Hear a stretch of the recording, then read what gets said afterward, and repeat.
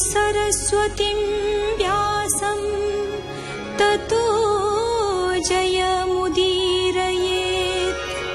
मूकं करोति वाचालं पङ्गुं लङ्घयते गिरिं यत्कृपातमहं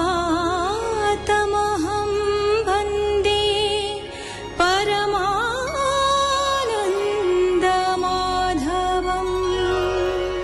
सबला स्वगण नारायण तीर्थरे प्रजा सृष्टि उद्देश्य नारायण को स्तुति करुथिला बेले नारद आसी उपस्थित होइचंती एवं नानाविध जुक्ति तर्क द्वारा निवृत्ति मार्गर श्रेष्ठत्व प्रतिपादन करिसंती। फलरे सेमाने बड़ भाई मानक मुख्य मार्ग अनुसरण करिसंती। पुत्र मानक निवृत्ति मार्ग अवलंबन कराइथिबारु प्रजापति दक्ष क्रोधवशत नारद को अभिशाप देइचंती जे से अहरह बोलुथिबे कोठी स्थान पाइबे नहीं। एबे से पुत्रंक द्वारा प्रजा सृष्टिर आशा परित्याग करी 60टी कन्याଙ୍କ साहाय्ୟରେ प्रजावृद्धि करबाकू चाहुचंते। सुक उवाच शुण राजन ए अंतरे दक्ष जे ब्रह्मांक आज्ञारे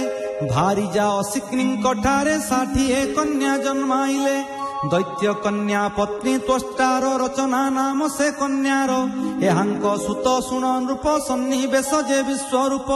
जहांकु सुर गण माने बरिले पुरोहित पणे शत्रु मौला जेबे तार से जे स्वभावे बलियार तथापि पुरोहित पणे बरण कले देवगणे जेबे से गुरु अंगिरस मनरे होई असंतोष तांकु तेजिले मुनिराण जे मुनि सकल कारण से कथा सुज्ञ जन हिते 6ठ स्कंध भागवते बोलई दास जगन्नाथ दक्षंक सृष्टि ए जगत इति श्रीमद् भागवते महापुराणे पारमहंस्यां संहितायां 6ठ स्कंधे नाम 6ठ अध्याय। परीक्षित वाच केउ हेतुरु अंगिरस देवंकु कले अविश्वास निजर शिष्य देवगणे वर्जिले तांकु कि कारणे एक कथा कह मुनिवर जेबे करुणा मते कर। शुक वाच शुण कहिबा जा पचार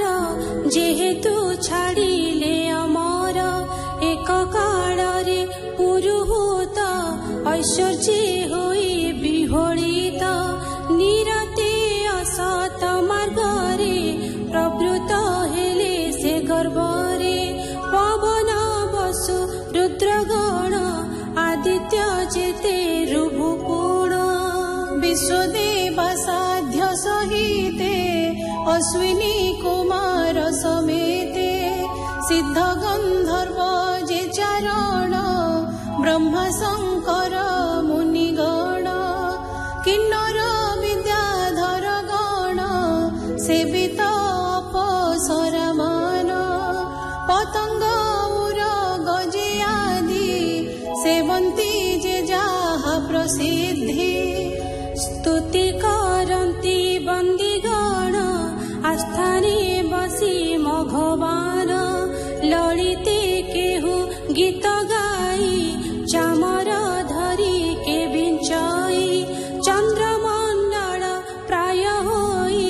जे श्वेत छत्र शोभा पाई अन्य जे पारिषद गण बिंचंती घेनीण व्यंजन सचि संगते देवराये रत्न आसन रे विजये एमंत समये राजन कहिबा शुण एक मन परम गुरु देवंकर प्रवेश हेले से सभार पूजित मुनि मानंकर वंदित सुरासुरंकर ताहंक प्रति अनगरी अभिवादन कुन करी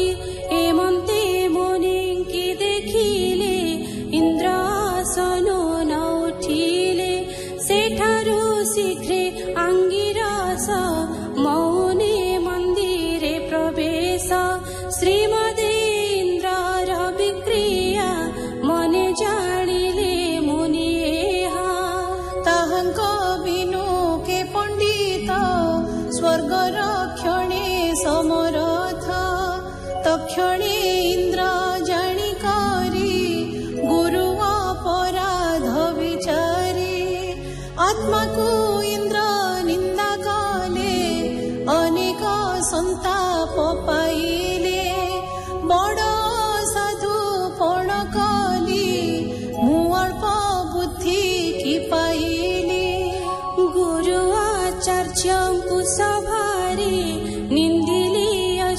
ଯମଦରେ ମୁଁ ଦେବମାନଙ୍କ ଈଶ୍ୱର କଲି ଅସୁରଙ୍କ ବ୍ୟବହାର ଯେ ମହାରାଜ ଚିହ୍ନ ବହି ମନରେ ମତ ଗର୍ବ ବହି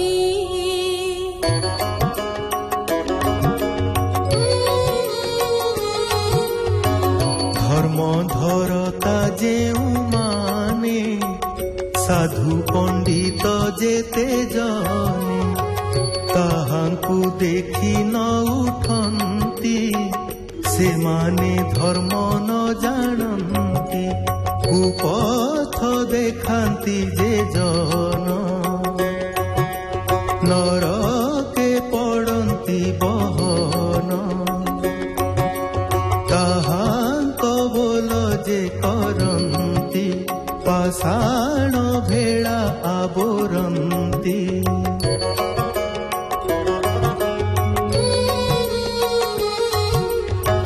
ସ୍ୱଭାବେ ଗରୁ ଯେ ପାଷାଣ ତାହାର ଆଶ୍ରୟ ମରଣ ଏବେ ଅମର ଗଣଙ୍କର ଆଚାର୍ଯ୍ୟ ଅଗାଧ ବୁଦ୍ଧିର ମୁମୂଢ଼ ସେହି ବ୍ରାହ୍ମଣର ପୟରେ ମଣ୍ଡିବି ମୋ ଶିର ତାଙ୍କୁ କରାଇଲେ ପ୍ରସନ୍ନ ଦୁଃଖ ମୋ ହୋଇବ ଦହନ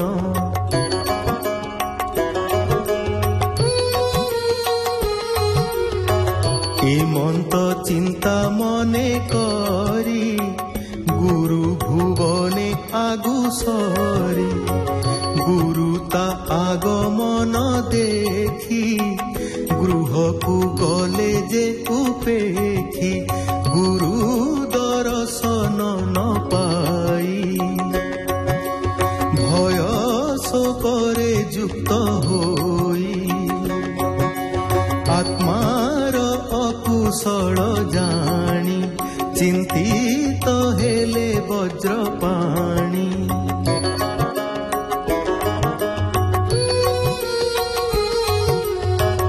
অসুর মানে তাহা জানি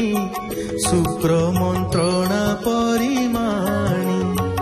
দেবঙ্ক নাশ বিচারন্তি স্বভাবে দুর্মদ হুয়ন্তি তাহাঙ্ক বাণে মঘবান দেবঙ্ক দেহ হেলা ক্ষীণ